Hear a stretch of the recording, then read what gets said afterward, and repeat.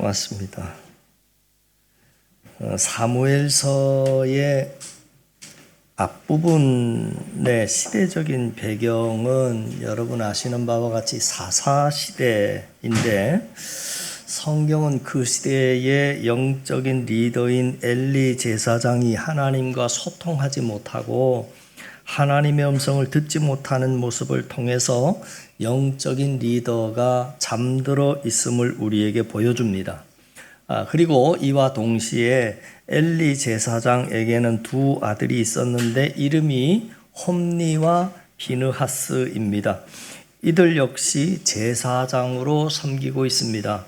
그러니까 오늘날로 비유하자면 아버지 엘리 제사장은 실로 교회의 담임 목사격이고 두 아들은 그 교회의 부목사로 섬기고 있었습니다. 그런데 두 아들의 죄악이 너무 끔찍했습니다. 오늘 본문 말씀을 보면 크게 두 가지로 소개되고 있는데, 첫 번째 죄는 이스라엘 백성이 재물을 가지고 오면 그 재물을 자기들이 중간에 마음대로 훔쳐갔다 하는 것이고요.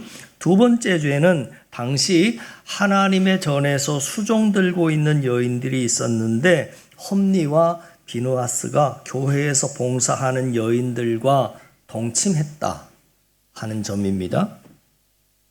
그 성적 죄악의 타락의 죄가 22절에 이렇게 나와 있습니다.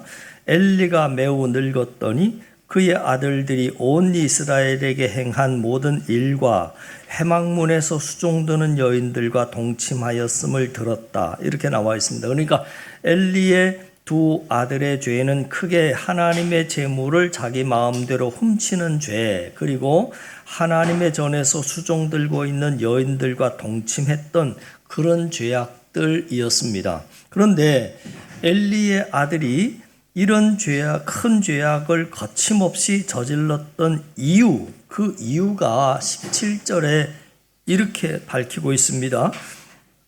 이 소년들의 죄가 여호와 앞에 심히 크면 그들이 여호와의 제사를 멸시함이었더라.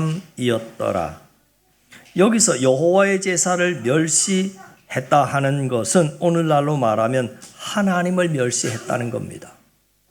사람이 하나님을 두려워할 줄 모르고 예배와 멀어지는 삶을 살면 그냥 예배만 멀어지는 것이 아니라 자연스럽게 죄와 가까워지게 된다 하는 것인데, 중요한 것은 이것입니다. 엘리의 두 아들이 이렇게 하나님 앞에서 심각하게 범죄를 하고 자기들에게 맡겨주신 소중한 직분인 제사장의 직분을 대충 하고 있었을 때 하나님께서 두 가지를 준비하셨습니다. 첫 번째, 그들을 향한 무서운 심판을 준비하고 계셨고, 두 번째, 그들을 대신해서 이스라엘 백성을 이끌어갈 다음 세대 리더를 준비하고 있었다 하는 겁니다. 그 사람이 누구냐면 사무엘입니다. 그래서 오늘 말씀을 보시면 홈니와 비느하스의 죄악에 대한 기사가 나오고, 그 죄악의 기사 중간중간에 하나님께서 준비시키시는 사무엘의 기사가 끼어져 있습니다. 그러니까 성경은 의도적으로 하나님이 버릴 수밖에 없는 타락한 종들의 모습, 그리고 하나님께서 은밀하게 준비하시는 하나님의 사람 사무엘의 모습을 의도적으로 교차시키면서 우리에게 대조시켜 보여주고 있는 장면입니다. 자, 그러면 먼저 17절 말씀 바로 이전의 내용이 홈니와 비느하스가 성전에서 재물을 훔친 내용이 나와 있고요. 바로 다음으로 18절을 보면 카메라가 사무엘에게로 넘어갑니다. 그러니까 성경은 의도적으로 하나의 카메라를 이쪽을 한번 비춰줬다가 또 한 번은 저쪽을 한번 비춰줬다가 의도적으로 그러고 있다는 얘기죠. 그래서 18절을 보시면 사무엘은 어렸을 때에 세마포 에봇을 입고 여호와 앞에서 섬겼더라. 그러니까 완전히 상반된 모습을 비교해서 우리에게 보여주시면서 하나님이 버리실 수밖에 없는 카드와 대안으로 준비한 히든 카드의 모습을 대조시켜 보여주고 있습니다.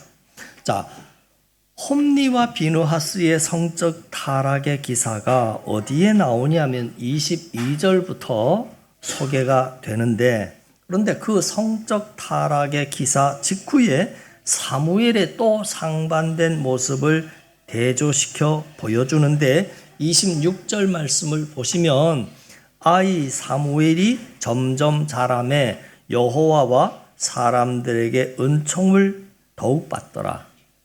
그러니까 이것은 홈리와 비누하스가 제사장이라고 하는 거룩한 자리에서 거룩한 삶을 살지 못하고 직분을 성실하게 감당하지 않았을 때 하나님께서는 그 대안으로 사무엘을 준비시키고 계셨음을 우리에게 보여주는 겁니다.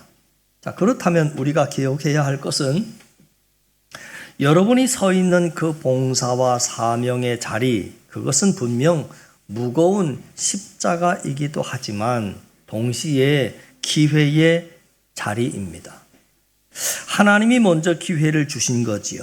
그런데 거룩하지 못한 삶을 살면서 그것을 불성실하게 감당하면 하나님은 어느 순간에 촛대를 옮기시고 다 빼앗아서 사무엘에게 줘버리는 겁니다. 저는 저와 여러분이 하나님께서 먼저 기회를 주셨을 때 홈리와 비누하스처럼 그 기회를 놓쳐서 버림받는 자가 아니라 사무엘처럼 영적인 암흑시대에 잘 준비돼서 항상 가정에서나 직장에서나 교회에서 귀하게 쓰임받을 수 있게 되기를 주님의 이름으로 간절히 축원합니다. 졸리시는 분은요, 저 뒤에 가서 이렇게 서 계셔도 괜찮아요. 꾸벅꾸벅 저는 것보다 차라리 이렇게 서 있는 거 괜찮습니다. 자, 사무엘이 사무엘 시대의 대안으로 하나님께서 쓰임받을 수 있었던 가장 중요한 이유가 뭐냐면 그건 가문이나 스펙이 좋아서 쓰임받은 게 아닙니다. 그것은 홈리와 비누하스가 훨씬 더 좋았지요. 사무엘이 가지고 있었던 최고의 경쟁력, 그것은 스펙도 아니고 가문도 아닙니다. 단 하나, 사무엘의 경쟁력은 거룩함이라고 하는 것이었습니다. 여러분, 거룩함이라고 하는 것이 뭐냐면 죄와 멀어지고 하나님과 가까워지는 것이 바로 거룩함입니다. 여러분, 시대가 타락할수록 무엇이 최고의 경쟁력을 갖냐면 거룩함이 최고의 경쟁력을 갖습니다. 그래서 사무엘이 준비된 대안으로 쓰임을 받은 것입니다. 오늘날 우리가 사는 이 시대를 생각해 보면 세상의 모든 분야가 다 썩고 타락했습니다. 생각해 보세요. 어느 한 구석 성한 부분이 없습니다. 정치인들도 언론인들도 마찬가지고 법조인들, 교육인들, 치안을 담당하는 검찰, 경찰, 심지어는 성직자들까지도 전부 불미스러운 범죄의 주인공으로 매스컴에 등장하고 있지 않습니까? 지금 이 시대가 바로 사사시대와 같이 타락했다는 말입니다. 그렇기 때문에 이 시대의 최고의 경쟁력은 깨끗함, 정직함, 정결함, 거룩함이라고 하는 겁니다. 세상의 실력을 갖추는 것도 중요합니다. 그러나 그것보다 훨씬 더 중요한 것이 바로 거룩함이라고 하는 거지요. 부모인 내가 먼저 하나님 앞에서 거룩한 삶을 살고 나의 자녀들을 거룩한 자녀로 성장시키면 하나님께서는 그 가정을 이 시대의 대안으로 틀림없이 들어 쓰실 것을 믿으실 수 있기를 바랍니다. 홈리와 비누하스의 타락한 모습이 우리에게 참 큰 충격을 주고 있습니다. 오늘날로 말하자면 유명한 목회자의 자녀이고 유명한 교회의 부목사님들인데 이 사람들의 범죄 행각을 보면 그것이 우리에게 주는 충격도 크지만 또 하나 큰 충격은 이런 아들들의 죄에 대한 아버지의 반응이 가져다주는 충격이 어쩌면 더 클 수 있습니다. 이 대목에서 성경은 또 의도적으로 홈리와 비누하스의 아버지인 엘리의 모습과 하나님께서 대안으로 준비시키고 있는 사무엘의 어머니인 한나의 모습을 대조시켜 보여주고 있는 것입니다. 양쪽 부모들의 모습을 살펴보면 왜 자녀들의 삶이 이러했는지 어느 정도 답이 나온다 하는 겁니다. 자, 먼저 엘리 제사장이 두 아들들의 범죄 소식을 어느 날 전해 들었습니다. 동네 사람들 소문을 들었더니 어느 날 내 아들들이 하나님의 것을 훔쳤대. 그것도 상습적으로 하나님의 것을 훔쳤고 여인들을 데려다가 겁탈을 하고 강간을 했다는 소문을 들었을 때 엘리가 어떻게 반응했느냐면 두 아들들을 엄중하게 처벌하지 않고 아주 가벼운 책망과 훈계만 하고 그냥 쓱 넘어갑니다. 그 장면이 24절 말씀에 나오는데 결론부터 말하자면 홈니와 비느하스는 결국 나중에 하나님의 엄청난 심판을 받아서 한날 한시에 둘 다 죽습니다. 홈니와 비느하스가 하나님의 무서운 심판을 피하지 못했던 이유가 그렇다면 여러 가지가 있을 수 있겠지만 크게 두 가지로 보입니다. 첫 번째, 아버지 엘리의 잘못된 신앙 교육 때문이다.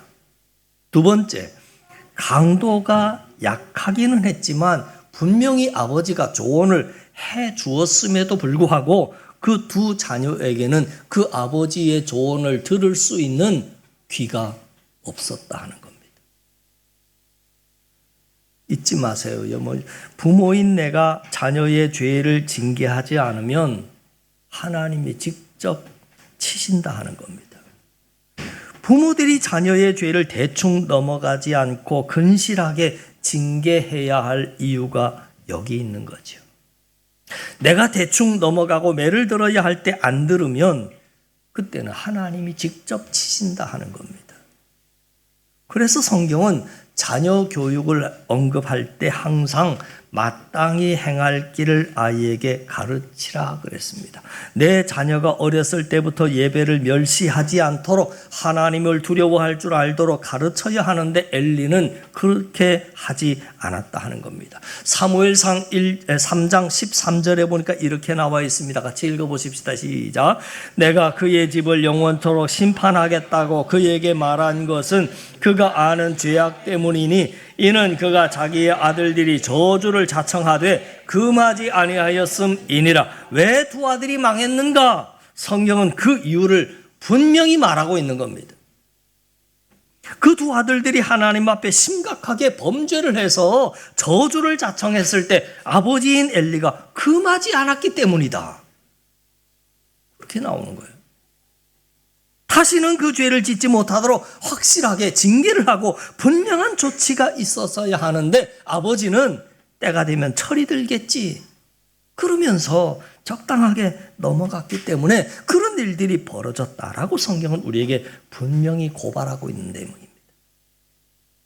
오늘날 자녀 교육의 가장 큰 문제, 첫 번째, 잘 가르치지도 않고, 두 번째, 자녀가 하나님 앞에서 범죄하고 예배를 멸시했을 때 징계도 하지 않는다. 중요한 것은 엘리 제사장의 아들들이 범죄했을 때 엘리 제사장이 대충 징계하니까 그 아들들을 나중에는 하나님이 직접 치셨다 하는 이야기입니다.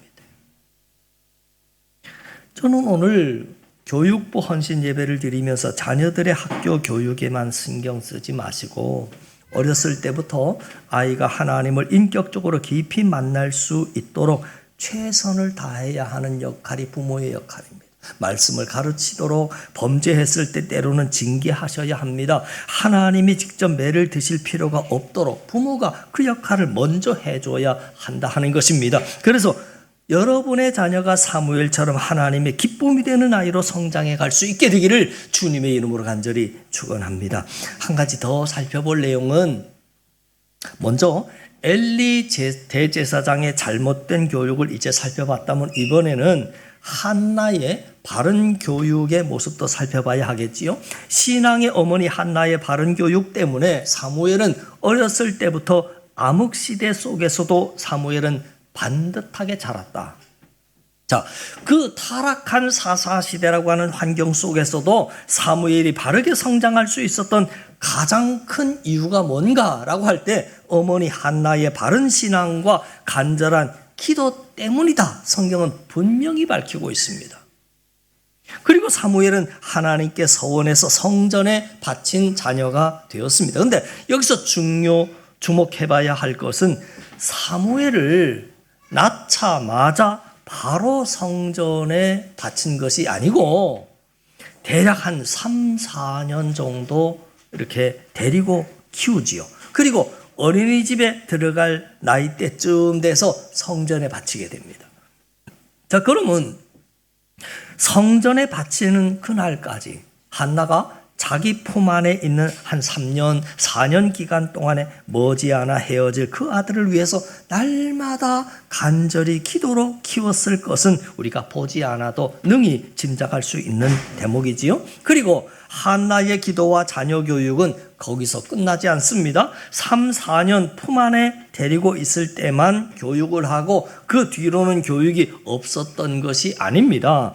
사무엘을 성전에 맡긴 후에도 해마다 남편과 함께 성전에 찾아가서 사무엘을 간간히 만났는데 그때마다 무슨 선물을 해줬는가?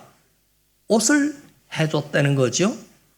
옷을 지어서 선물을 해줬는데 그 대목을 한번 보고 오늘 말씀 마치려고 합니다. 사무엘상 2장 17, 19절에 보시면 그의 어머니가 같이 읽습니다. 그의 어머니가 매년 드리는 제사를 드리러 그의 남편과 함께 올라갈 때마다 작은 겉옷을 지어다가 그에게 주었다. 이 말씀을 본다면 사무엘의 부모님은 해마다 제사를 드리러 갈 때가 되면 그냥 빈손으로 가지 않고 옷을 지어다가 줬다 하는 것입니다.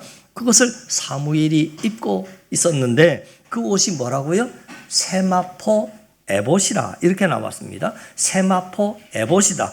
사무엘은 엄마가 하나님께 바친 아들입니다. 그래서 성전에서 했던 공식적인 직책을 물어본다면 템플보이 이렇게 부를 수 있을 것 같습니다. 그러니까 성전에서 오늘날로 말하자면 목사님을 도와서 여러 가지 허드렛 일을 교회 안에 성전 안에서 허드렛 일을 하는 아이입니다.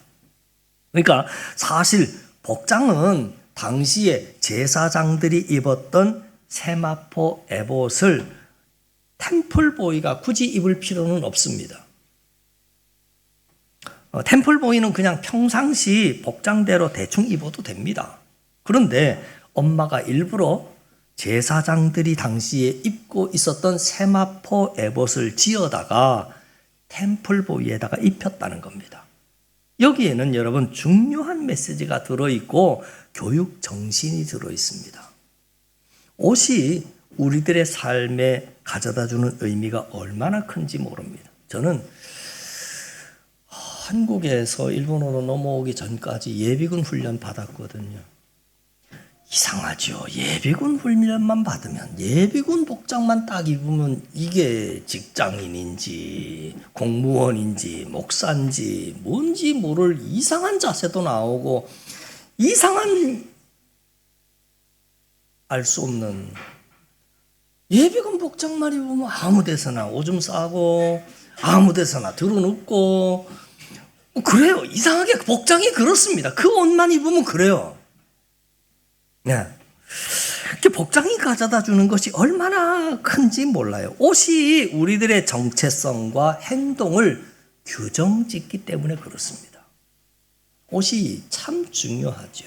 무엇을 입는가? 한나가 아마 그걸 알았던 것 같습니다. 그래서 어린 템플보이에게 제사장들이 입는 옷을 일부러 의도적으로 지어서 입혔다 하는 겁니다. 이런 어머니의 신앙과 간절한 기도가 있었기 때문에 영적인 암흑시대 속에서 사무엘이 바르게 성장할 수 있었던 것입니다. 우리가 이런 모습을 통해서 알 수 있는 사실이 뭐냐면 자녀의 신앙에 가장 큰 영향을 주는 사람이 누구라고요? 첫 번째가 어머니입니다. 신앙은 성경에 끊임없이 어느 쪽이라고 말하고 있느냐면 모계 쪽이냐 부계 쪽이냐라고 할 때 분명히 말합니다. 모계 쪽이라고 얘기합니다. 그러면 아빠들은 자녀들의 신앙에 아무런 책임도 없다는 것이 결코 아니겠죠. 그러므로 우리 부모들은 내 신앙 관리를 잘못하면, 내가 신앙 관리를 잘못하게 되면 내 인생만 무너지는 것이 아니라 내 자녀들의 신앙까지도 같이 무너진다라고 하는 것을 명심해야 한다는 것입니다. 그것을 알면 한더처럼 기도의 자리에 나오지 않을 수가 없는 거죠. 하나님께서는 두 가정의 자녀를 비교해 보여줌으로써 우리에게 자녀 교육이 얼마나 중요한지, 특히나 부모의 신앙, 그 중에서도 특히 엄마의 신앙과 엄마의 기도가 얼마나 중요한 것인지를 우리에게 보여줍니다. 더 설교하면 계속 좋으실 것 같아서 자, 여기서 마치려고 하는데, 바라기는 대조되는 두 가정의 모습을 우리가 잠깐 살펴봤습니다. 저와 여러분이 마음속에 이 두 가정을 깊이 한번 집에 가셔서 다시 한번 성경을 펼쳐서 대조해서 마음속에 깊이 새기시고, 하나님이 나에게 맡기신 자녀들을 신앙으로 잘 가르치고 또 잘못했을 때는 분명하게 징계할 줄 아는 그런 부모가 되어서 하나님이 직접 매를 드시는 일이 없도록, 그리고 우리의 자녀들이 사무엘처럼 시대의 대안으로 쓰임받고 후대로 가면 갈수록 믿음의 가문으로 우뚝 세워지는 은혜의 역사가 여러분 가정 가운데 임할 수 있게 되기를 주님의 이름으로 간절히 축원합니다. 기도드립니다. 하나님 아버지, 오늘 교육부 헌신 예배를 드리면서 우리 교사들의 수고와 헌신을 받으시옵소서. 또한 우리 교회 학교의 학생들을 지켜주시기를 원합니다. 하늘 상급으로 거둘 수 있도록 우리 아이들에게와 부모에게와 온 교회 위에 주님 하늘복을 더하여 주옵소서. 특별히 가정의 달을 맞이해서 믿음의 가정이 되게 하시고 우리 교회 학교에도 부흥과 성장을 허락하여 주시옵소서. 사랑받는 자녀들 되게 하시고 존경받는 그런 부모가 되게 하옵소서. 이 땅에 잘 되는 복과 장수의 복을 누리게 하옵소서. 감사드리며 예수님 이름으로 기도하옵나이다. 아멘.